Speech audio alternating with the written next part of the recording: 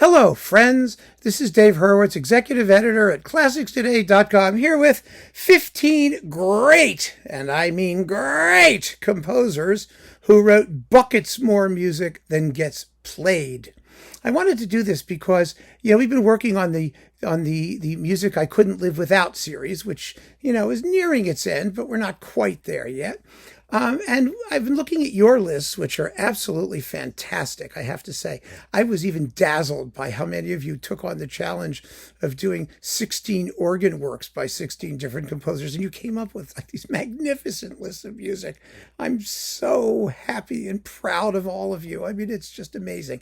But I wanted to do a different kind of list because we've been making these lists of works by various composers, and some of the names keep coming up over and over again. And there are some great composers, let's put it that way, and we've talked about this before, but never in such a concentrated way, who wrote a lot of music, most of which does not get performed. And, just a handful of pieces, the more famous works, and then all the rest of them get ignored. And it's terrible. Not on disc, necessarily. We have access to them all on recordings, but you won't hear them live, and you won't hear people talking about them. They're not part of the general common conversation, which is our canonic clump of classical music. So I wanted to just throw a list out there. I think it's helpful. And if you have additions, feel free to let me know what they are. You don't have to make your own list of 15 because you can't. I'm talking about great composers, not just people you happen to think of, not some obscure Baroque concerto person who wrote 13 trillion somethings and we don't get to hear them. I mean, there are a couple people who are not on this list that I can think of. I wanted to leave some space and let you folks jump in, but not that many. I think this is a very, very limited list because the list, the unambiguously great composer list is a rather short one on the whole. So how do we start? Well, Vivaldi. I mean, you got to start with Vivaldi, right? Because you got the Four Seasons, and then you've got a couple other groups of concertos, that have opus numbers, opus 3, and, whatever, L'Estro Armonico. And then you've got a couple concertos with titles. And then you got 600 concertos that no one cares about. Oh, my. And they're good. I mean, they're enjoyable. They're all enjoyable. But, I mean, some of them are really, really good. And so he's somebody who's worth dipping into. I mean, he can start to sound a little the same, and never mind his operas and sacred music besides the Gloria. There's a lot out there that you can sample if the mood takes you. Next, I mean, there are a lot of Baroque people, but I've limited myself to only a couple. I really have. Handel. Handel is the most unknown great composer in the universe, I think. Well, Handel and Haydn, actually, who's coming later. But Handel, his iconic stuff is so popular. The pieces that, the Messiah, the fireworks music and the water music. But there's so much stuff to discover that's incredible. I mean, there's L'Allegro, Il Penseroso and Il Moderato. I mean, that thing. Amazing. Alexander's Feast, the Ode to Saint Cecilia, these strange, festa teatrali things, Parnasso in festa. When was the last time you heard that? It sounds like a disease. Oh, I came home, I was itching. It must be Parnasso in festa. No, it's an incredible oratorio thing, cobbled together from other works largely, but it's all their greatest hits, and it's all in one juicy, it's marvelous. Absolutely marvelous, but nobody cares. So there's tons of Handel. I mean, all those early Italian pieces, the cantatas, and wow. I mean, the guy just churned it out, and buckets of fabulous music. And after Handel, someone who worked with him, and he knew, Gluck. Gluck is known for the Dance of the Blessed Spirits and nothing else. A teeny bit of Orfeo, maybe Che farò senza Euridice, the aria. Oh, what a beautiful tune. Da, da, da, da, da, da, da, da. It's just incredible. Anyway, he wrote a large pile of masterpieces that are considered by most to be academic and pedantic and boring, because, he was an operatic reformer, and he supposedly did away with all that coloratura nonsense and the accent on vocal virtuosity, and instead, he wrote works that had continuous music all the way throughout, and they were supposedly terribly, terribly austere on Greek subjects. Well, his music is thrilling. And his operas are thrilling. They're fabulous works, exciting as hell if you, play them that way. I mean, obviously, including Orfeo, but they're just, the two Iphigenias, Iphigenia and Tauride, and Iphigenia and Aulide or Aulus or whatever that is. I mean, they're, and Alceste, which is incredible. But, his major works, his mature works, are a mess of editions and revisions, and it's very hard to find one version to do, although they've all been now published in critical editions, so you can play them, and you can just pick your version and go with it, and it works fine. They work fine. But also his earlier works, his opera seria things, the Baroque ones that people pay no attention to. He wrote these French opera comique things that are full of good tunes. Haydn knew him and quoted his stuff, in this morning, noon, and night symphonies. There's J'ai du bon, what is it? I don't have enough cigarettes, or I have cigarettes, or something about cigarettes and tobacco. It's a wonderful tune. There's all kinds of great stuff that nobody does and nobody knows. He's someone who's really, really worth discovering. Then we've got, of course, my old buddy, C.P.E. Bach. C.P.E. Bach for 150 years or 200 years was known only for his solfeggio in C minor, which is a minute and a half of piano music, when he wrote hundreds of pieces, brilliant piano sonatas and other pieces, 60 some odd keyboard concertos, and just music with a vast range of emotional expression, some insanely enjoyable symphonies. It's just great stuff. And it's only been in the past few years that people have started to discover everything that he did, because, he was out of style. When he was more famous than his father in his lifetime. But after that, well, there could only be one Bach, the Bach, and all the other Bachs had to be Bached up and tossed away. And so he was neglected and ignored. But the wonderful thing about him is he doesn't sound anything like his father. He's a totally different composer with an entirely original sensibility and personality. And his music is fantastic. Absolutely fantastic. There's just gobs of it. Oh my goodness. Then, of course, there's Boccherini. The great Boccherini. Now, I said, great composers. And some would say, Boccherini's not such a great composer. Well, yes, he was. He really was. He was the other great chamber music composer in the 19th century, besides Haydn and Mozart. And that's saying a lot.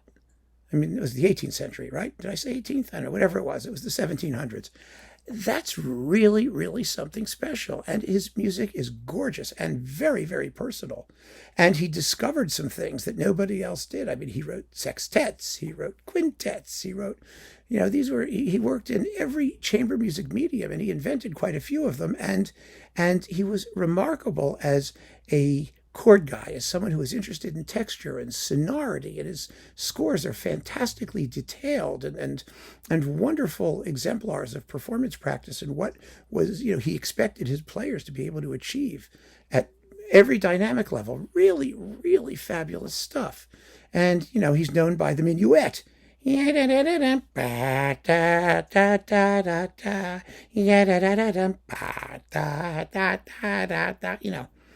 that's about it. I mean, there's the fandango in one of the guitar quintets, and there's the nocturnal street music of Madrid, some other things that people have heard of, some obvious Spanish things.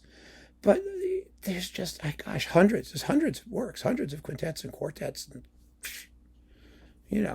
So, and some of it hasn't been published yet. I mean, it hasn't been published in the new critical edition. That's going to take a lifetime to actually get through, and much of it hasn't been recorded. So what can we say? It's a discovery that you can participate in as it happens, unless the period instrument people totally screw it up, which they're in the process of doing, by managing to play his music in a way which completely obliterates all of the timbral subtleties and nuances that he so carefully wrote into his scores. Oh well, but yes, he's a name worth discovering. And of course, Haydn. Haydn, is going to be a household word by the time we're done with the Haydn Symphony Crusade, right? Everyone's going to know all 107 symphonies and all 68 and a half string quartets and all the 40 some odd piano trios and 60 some odd piano sonatas. And oh my goodness. The guy never wrote a boring note in his life. It's all wonderful. Well, it's not all equally wonderful. The baritone trios are sort of a chore. But gosh golly, I mean, his level of excellence is just way, way, way up there in just about everything that we hear. And, well, what can I say? I mean, I'm not going to just keep repeating myself. I'm going to show by doing, and we're going to talk about that music endlessly. Rossini, he's another one.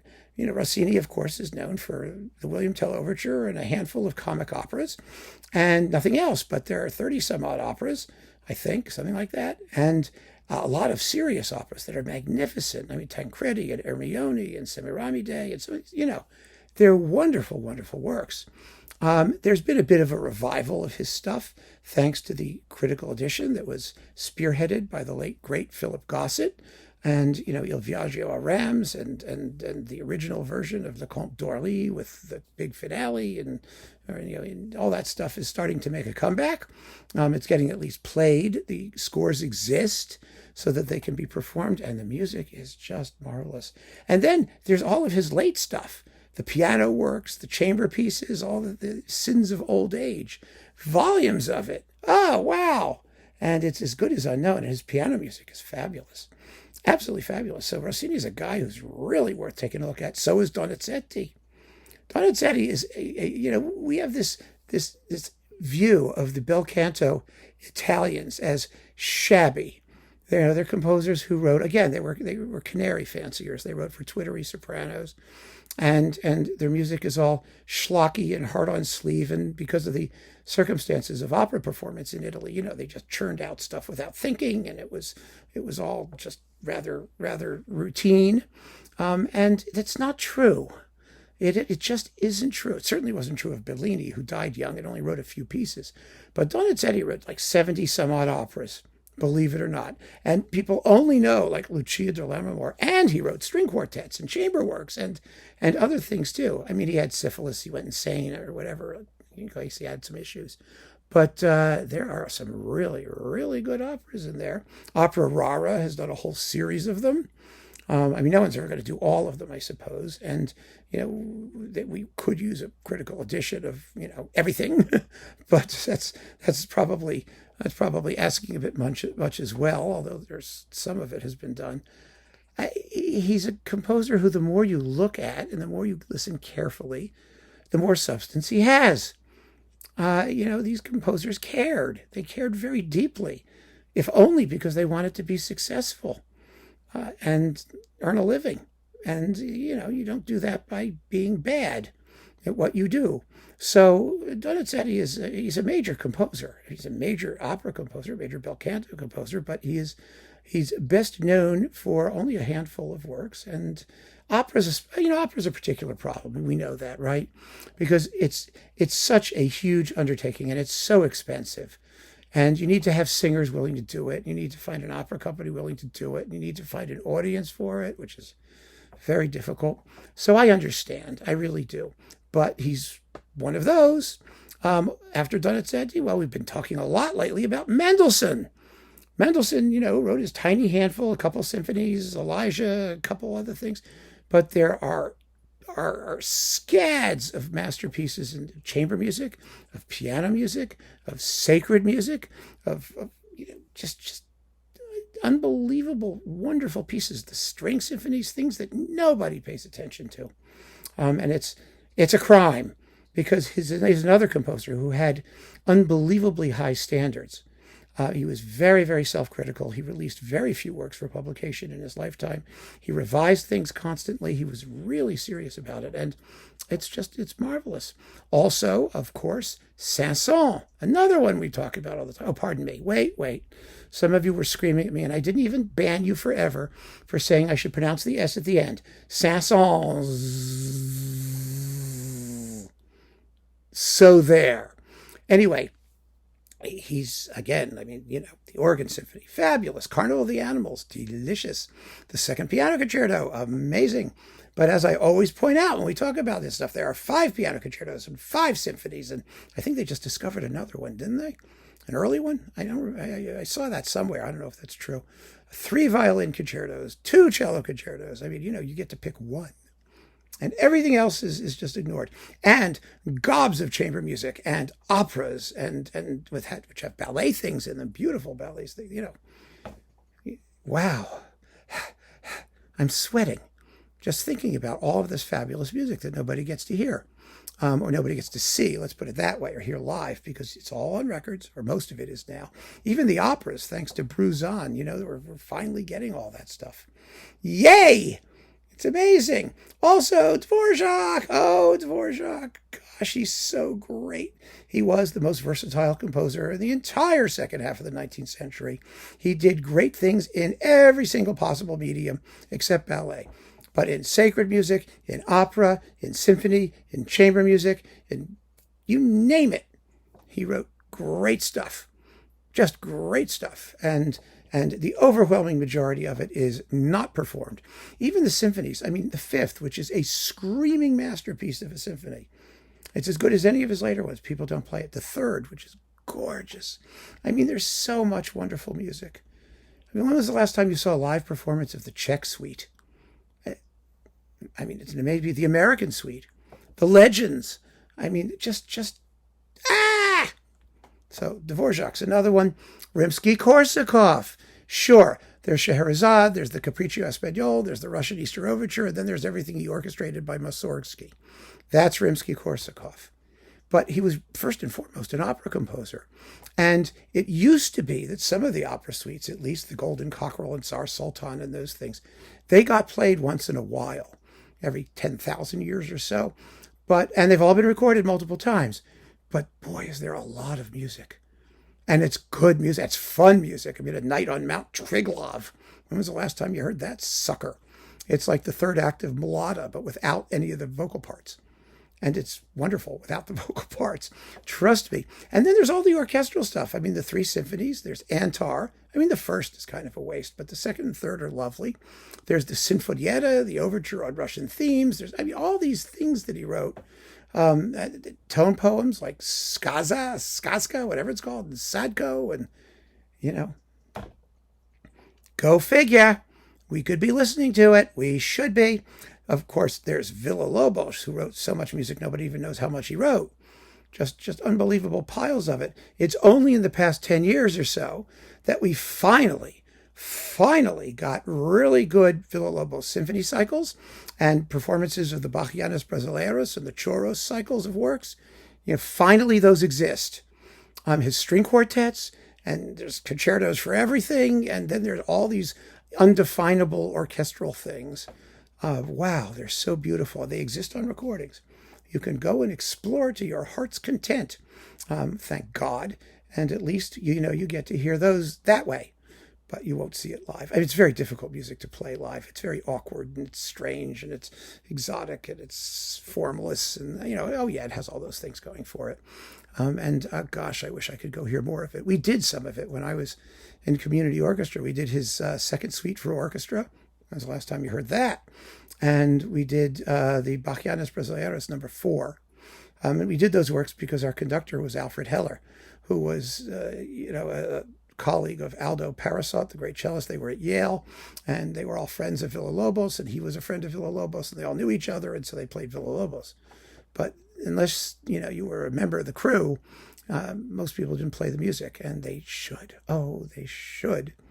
Darius Milhaud, one of the great unknowns. I don't know. His music can be somewhat formulaic. It's polytonal, and so when you write like that, sometimes one work sounds a lot like the next, and that's a defect. It is, but on the whole, more often than not, when I've listened to his music, the stuff that he wrote has such imagination, such extraordinary imagination and brilliance and style and personality, and there's Again, he's opus in the hundreds and hundreds of pieces that are absolutely marvelous. And all we know is the creation of the world and Le Boeuf sur le Toit and a couple of these sort of jazzy things that were early works.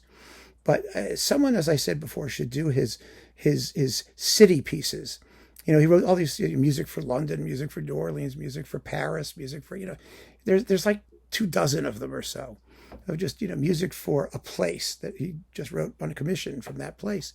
It would be so much fun to have someone do a series of those pieces, and just to hear the variety and the riotous colors and interesting ideas that he uses in most of those works. It's just a treasure trove waiting to be discovered.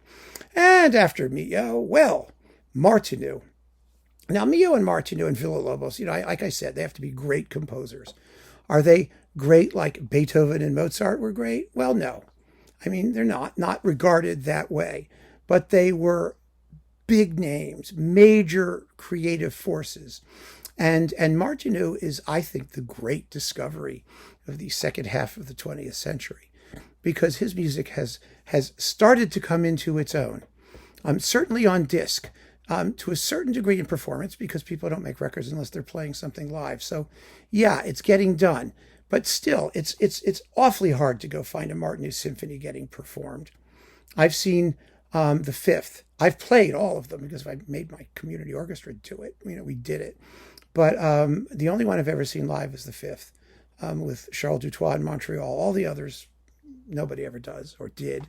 And that's in New York. I mean, it's a major place where some of these symphonies were premiered, and there are 6 of them. And then there are all those works for chamber orchestra that are just fabulous. The concertante works. There's a couple dozen, concertos and concertante pieces, Baroque, concerto grosso, neoclassical things that are just a delight.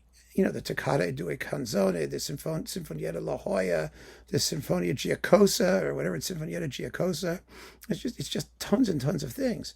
There's his Sinfonia Concertante, there's his string quartet concerto, there's 3 discs on Hyperion of violin concertos or concertos for violin and other things. There's the concerto for 2 violins that has the most delicious theme you've ever heard in your life in the second movement, and you only get to hear it once. Da da da da da da da da da da da da da da da da da do do do do do do da da da da. Oh, it's wonderful, so much fun. He's another composer, the discovery of whom is only going to be a boon to humanity and society at large, and to you as listeners. I mean, gosh, it's great music. It's just great music, and there's a ton of it. String quartets, cello sonatas, violin sonatas, piano music, you name it.